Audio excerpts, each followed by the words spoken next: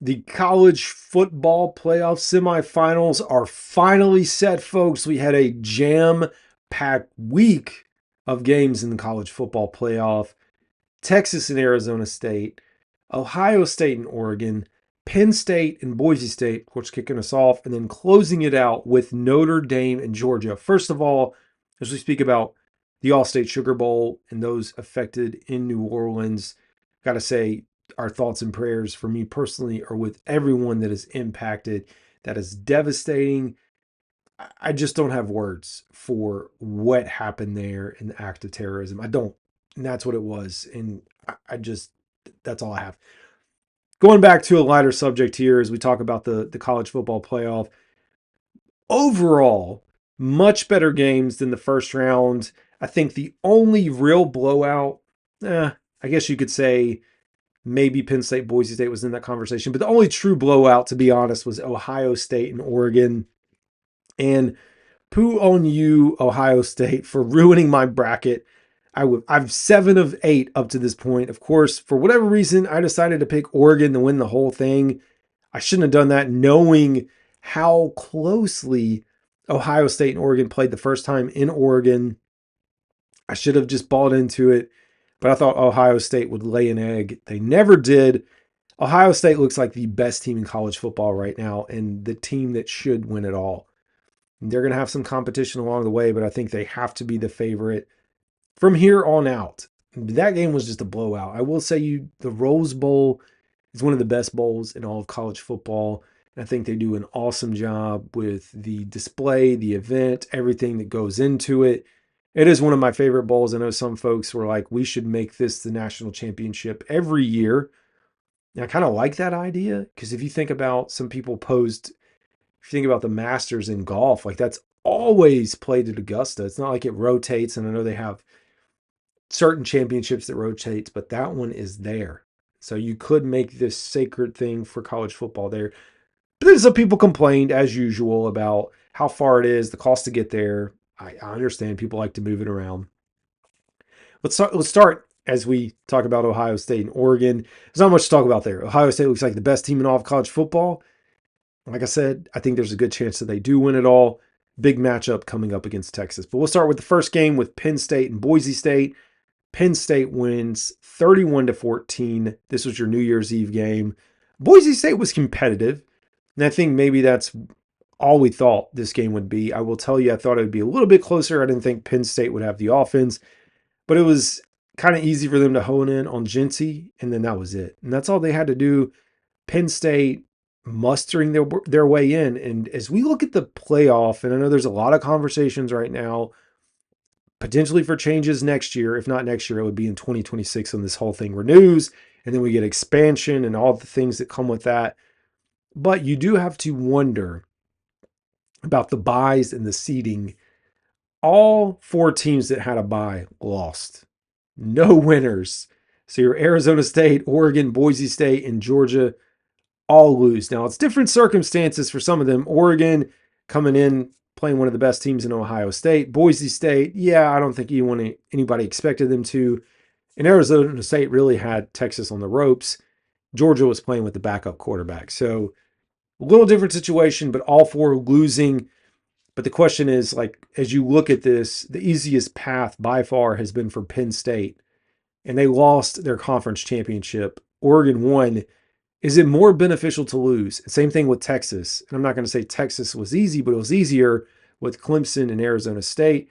So now you look ahead to next year, or when they do this official reseeding, you have to wonder if they're going to take the top 4 teams and make those the 4 seeds like they should, instead of trying to flip these auto conference bids into the top seeds, even if they're ranked 12th or 16th or whatever it is, to fit them into the square peg round puzzle to do all that. So for me, I think it makes sense. I think it's better to get the seeding right because, to be honest, it's just not fair to some of these teams. I do think if you go through your schedule, you make it to your conference championship, you've already played 13 games, you should benefit from winning the conference championship and playing a little bit easier opponent, at least potentially easier opponent. There's also talks about like reseeding. So you've got your first round seeding. Should the lowest seed drop around, which I know Ohio State was the lowest seed playing the one, but we all know Ohio State was like a top 5 team. Lots of change to happen. But Penn State, Boise State, kind of getting back on track here. Penn State, Boise State. I don't know what to expect from Penn State. This Penn State Notre Dame matchup that's coming up, I don't know if it's going to be fun, but it's going to be interesting. And I think it's something nice for college football to see new teams in here. I think the whole point of expansion is getting a chance to not have the same teams in it every year. Now, if the same teams are the same teams in there, the best teams, so be it. We've seen a little bit of change in college football. Now we'll talk about the game that just happened as I record this, Notre Dame and Georgia. Notre Dame getting the job done, winning 23-10. Somewhat competitive game, and Notre Dame just kind of kept their foot on the pedal. And they did enough to slow down Georgia. Georgia unable to just get a lot going without Carson Beck.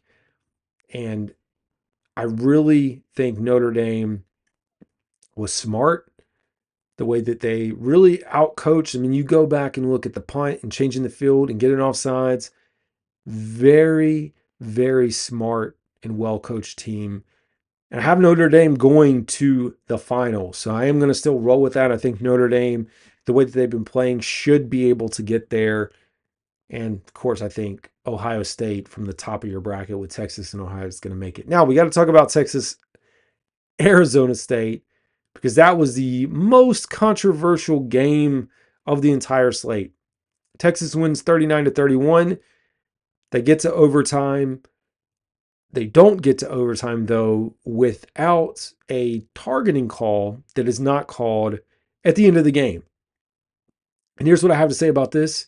I don't really care if it was targeting or not targeting, and I'm being serious. Like, I'm pretty sure I picked Texas. Yeah, I picked Texas to win, so that's who I thought was going to win. But when we get into these situations, what we have in college football is an issue. We have an issue with the way that things are officiated. And I mean that because you think about the NFL, you've got a group of referees employed by the NFL. So there's a very standard protocol, a way that they go about it. When we get into college football, each conference has their own set of officials. Each conference, now the rules are the rules, but each conference and their interpretation and the way they view things is going to be different. And it's not going to be the same from this league to that league. But even within that, across all of college football, the one thing that does not make sense is targeting. Because one day it's called, another day it's not called. Some days you say, what is it? What is it? What is it not? And we continue to see it pop up game after game. I think to just solve this, take away targeting. And I'm being serious. Just call it unnecessary roughness, call it a personal foul, remove the ejection. So that's number one, remove the ejection. And again, I'm for protecting the players. I am. I think in general, the game has grown enough to where people aren't making those hits. Just make it a personal foul. Don't eject them. Therefore, if it's called, it's called. But we don't have this review process and an ejection that comes with it. Because if you look at how it is today, this is really the only flag and rule or hit that's reviewed in all of college football.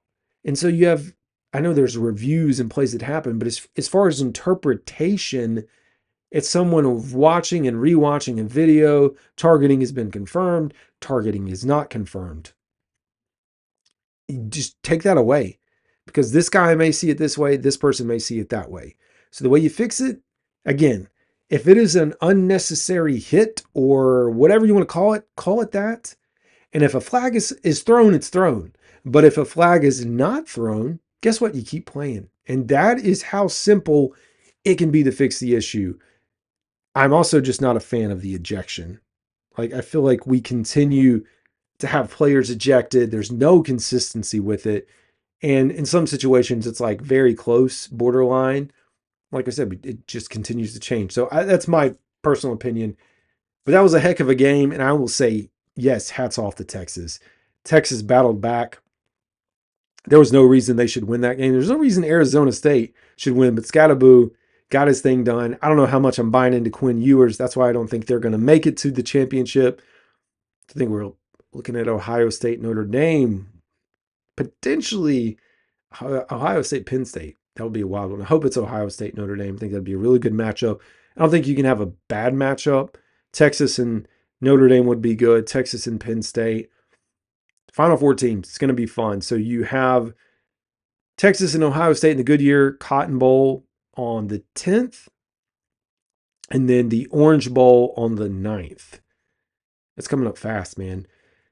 The only other thing I'll say is like this whole college football playoff feels like it's taken forever. Like I'm so used, and I know it's just because I'm used to like New Year's having the semifinals. I would be in favor of them figuring out a way to move up the first round. And I know you have Army, Navy, that has to happen, but move up the first round a little bit, maybe a week, somehow getting it started. So you can still have your semis on New Year's Eve, New Year's Day, and your finals the 9th or the 10th. I mean, we're going to be going to the end of January. It's wild. Wild times in college football. Anyways, that's Carolina Dad. Y'all have a good one.